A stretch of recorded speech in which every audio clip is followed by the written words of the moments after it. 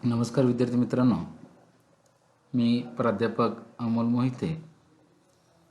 आज आपण बी.कॉम भाग 1 मधील फायनान्शियल अकाउंटिंग या विषयामधील इंट्रोडक्शन ऑफ अकाउंटिंग या चॅप्टर नंबर 1 मधील ऑब्जेक्टिव्स ऑफ अकाउंटिंग हे पाहणार आहोत। बघा, अकाउंटिंगची बेसिक संकल्पना आपण पाहिलेली आहे। अकाउंटिंग म्हणजे काय असं जर तुम्हाला कोणी विचारलं तर महत्त्वाच्या 4 बाबी लक्षात ठेवणं अत्यंत आवश्यक आहे। त्या म्हणजे bookkeeping, classifying, summarising and interpretation of business transactions. या 4ही बाबी म्हणजेच अकाउंटिंग आहे। मग अशा वेळेला अकाउंटिंगचे 4 महत्त्वाची उद्दिष्ट आपल्याला पाहायची आहेत। या अनुषंगाने अकाउंटिंगचे ऑब्जेक्टिव्हमधील पहिला मुद्दा आहे तो म्हणजे टू कीप सिस्टमॅटिक रेकॉर्ड्स। बघा, आपण अकाउंटिंगच्या संज्ञेमध्ये पहिली संज्ञा येते ती म्हणजे रेकॉर्डिंग करून ठेवणे, बुक कीपिंग ज्याला आपण म्हणतो। हे बुक कीपिंग का करायचं असतं तर बिझनेसचे जे काही ट्रान्झॅक्शन एका आर्थिक वर्षामध्ये होत असतात, ज्या ट्रान्झॅक्शनमध्ये पर्चेस असतील, सेल्स असतील, इन्कम असतील, एक्सपेंडिचर असतील, या सर्वांचा लेखाजोखा अकाउंटिंगच्या माध्यमातून आर्थिक वर्षाच्या शेवटच्या दिवसापर्यंत एका विशिष्ट बुक्समध्ये रेकॉर्ड करून ठेवण्यात आलेला असतो।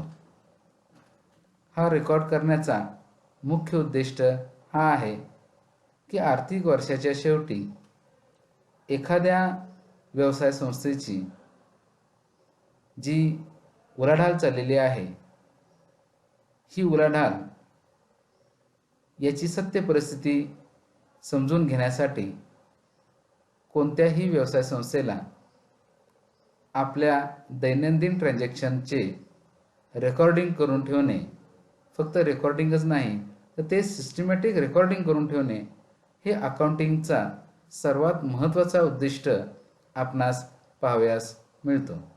बघा, कोणत्याही व्यक्तीला कोणत्या दिवशी कोणता व्यवहार झाला हे लक्षात ठेवणे एवढे सहज शक्य नाही।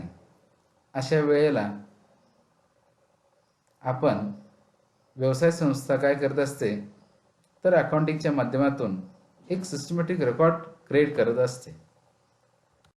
अकाउंटिंगचा दुसरा महत्त्वाचा उद्दिष्ट आहे ते म्हणजे टू प्रोटेक्ट बिझनेस प्रॉपर्टीज। हा एक महत्त्वाचा भाग आहे। बिझनेस प्रॉपर्टीजमध्ये असेटचा समावेश केला जाणार आहे। बघा, कोणत्याही व्यवसाय संस्थेला ज्या काही त्यांच्या असेट आहेत, ज्यामध्ये फिक्स्ड असेट असतील, करंट असेट म्हणजे कॅश इन हँड किंवा कॅश ॲट बँक असतील, स्टॉक ऑफ रॉ मटेरियल असेल, वर्क इन प्रोग्रेस असेल किंवा फिनिश्ड गुड्स असतील, या अशा सर्व ज्या काही असेट आहेत यांचे रक्षण करण्यासाठी, आता रक्षण करण्यासाठी म्हणजेच काय आहे तर अकाउंटिंगच्या माध्यमातून आपण फिक्स्ड असेट कोणत्या आहेत, किती रकमेच्या आहेत, प्रत्येक फिक्स्ड असेटनुसार त्यांच्यावर डिप्रिसिएशन किती कॅल्क्युलेट करायचं आहे, आर्थिक वर्षाच्या शेवटी ॲडिशन आणि डिडक्शनच्या माध्यमातून कोणत्याही फिक्स्ड असेटची आर्थिक वर्षाच्या शेवटी रक्कम किती तयार झालेली आहे हे सर्व पाहणे अत्यंत आवश्यक असते।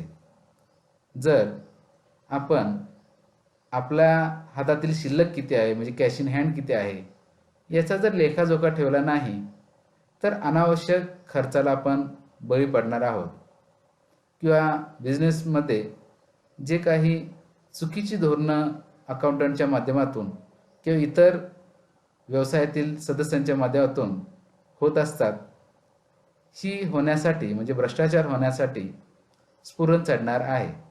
अशा वेळेला मॅल प्रॅक्टिसेसला सामोरे जाता कामा नये यासाठी अकाउंटिंगच्या माध्यमातून जे काही बिझनेस प्रॉपर्टी तयार करण्यात आलेल्या आहेत किंवा निर्माण झालेल्या असतात यांचे संरक्षण करणे हे अकाउंटिंगच्या दृष्टीने महत्त्वाचे उद्दिष्ट आहे.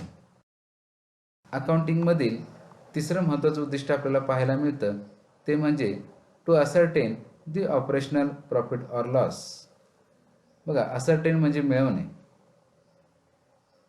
जे काही व्यवसाय संस्थेमध्ये एका आर्थिक वर्षामध्ये जे काही उत्पन्न मिळालेले आहे, मग ते असेटच्या उपयोगातून असेल, ट्रेडिंगच्या माध्यमातून असेल, मॅन्युफॅक्चरिंगच्या माध्यमातून असेल किंवा सेलिंगच्या माध्यमातून असेल, जे काही व्यवसायाने गुंतवणूक केलेली आहे त्या गुंतवणुकीच्या माध्यमातून व्यवसायाला किती प्रॉफिट निर्माण झालेला आहे किंवा किती प्रमाणात लॉस तयार झालेला आहे हे पाहण्यासाठी अकाउंटिंग अत्यंत महत्त्वाची भूमिका राबवताना आपणास पाहावयास मिळतं.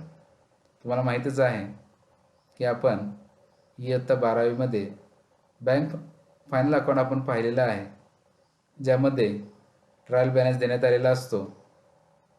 ट्रायल बॅलन्स म्हणजे एक समरी आहे.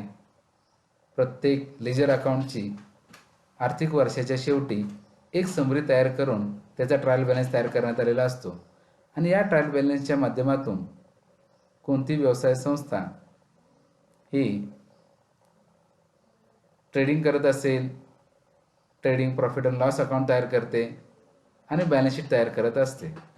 अशा वेळेला या आर्थिक वर्षाच्या शेवटी व्यवसाय संस्थेला इन्व्हेस्टर किती प्रमाणात आहेत, क्रेडिटर्स किती प्रमाणात आहेत, असेट किती आहेत, या सर्वांचा लेखाजोखा करून इन्कम किती झाला, एक्सपेंडिचर किती प्रमाणात आहेत, या सर्वांची माहिती घेऊन वर्षाच्या शेवटी आपल्याला प्रॉफिट किती झालेला आहे का लॉस झालेला आहे हे पाहता येणार आहे. आणि हे पाहणे किंवा पाहता येणे हे अकाउंटिंगचं उद्दिष्ट आपणास पाहावयास मिळते. अकाउंटिंगमध्ये चौथं महत्त्वाचं उद्दिष्ट आपणास पाहावयास मिळतं ते म्हणजे to ascertain the financial position of the business. कोणत्याही व्यवसायाच्या दृष्टीने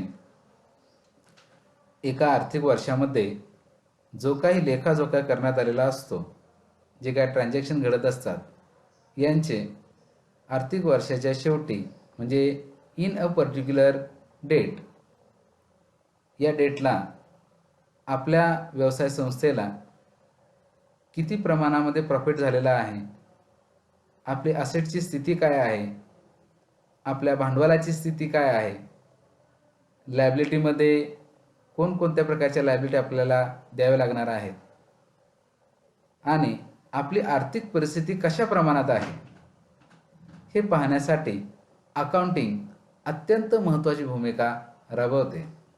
बघा, यामध्ये देण्यात आलेलं आहे की कोणत्याही बिझनेसमॅनला he must know about his financial position.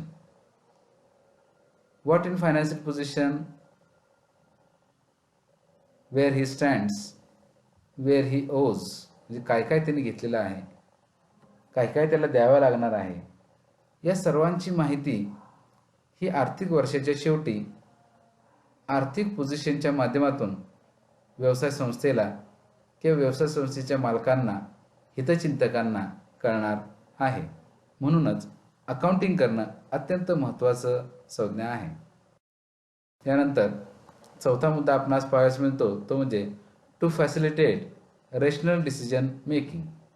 बघा, डिसिजन मेकिंग करण्यासाठी अकाउंटिंग महत्त्वाची भूमिका राबवते. आज तुम्हाला माहीत आहे, अकाउंटिंगमध्ये एखाद्या माहितीचं कलेक्शन करणे, त्याचं ॲनालिसिस करणे आणि जे काही रिपोर्ट तयार होत असतो, मग तो प्रॉफिटेबल असेल किंवा लॉस असेल, या सर्वांची माहिती जे काही आपले सिनियर ऑथॉरिटी असतील या सिनियर ऑथॉरिटीला वेळच्या वेळेला द्यावं लागणार आहे. आता वेळच्या वेळेला सिनियर ऑथॉरिटीला या सर्वांची माहिती मिळाल्यामुळे काय होणार आहे, तर सिनियर ऑथॉरिटी या सर्व जी काही ट्रान्झॅक्शनची माहिती मिळालेली आहे या माहितीच्या आधारे सिनियर ऑथॉरिटी एक विशिष्ट डिसिजन मेकिंग करणार आहे. म्हणजेच एखाद्या कंपनीचे जर 5 युनिट असतील तर आर्थिक वर्षाच्या शेवटी ज्या वेळेला 5ही युनिटचं ॲनालिसिस केलं जातं, हे ॲनालिसिस केल्यानंतर की फायनान्शियल पोझिशन चेक केल्यानंतर कोणती ब्रँच ही प्रॉफिटेबल आहे आणि कोणती ब्रँच ही गेले 2 वर्ष, 5 वर्ष, 10 वर्ष लॉसमध्ये चालत आलेले आहे, मग अशा वेळेला कोणती ब्रँच चालू ठेवायची आणि कोणती ब्रँच बंद करायची याचं डिसिजन घेण्यासाठी अकाउंटिंगच्या माध्यमातून माहिती पुरवली जाणार आहे. हे अत्यंत महत्त्वाचं मॅनेजमेंटच्या दृष्टीने एक बाब समजण्यात येते. यानंतर पुढचा मुद्दा आपणास पाहावयास मिळतो तो म्हणजे इन्फॉर्मेशन सिस्टीम. हा एक महत्त्वाचा मुद्दा आपणास पाहायला मिळतो, ज्यामध्ये मॅनेजमेंट इन्फॉर्मेशन सिस्टीम, ज्याला MIS आपण म्हणतो.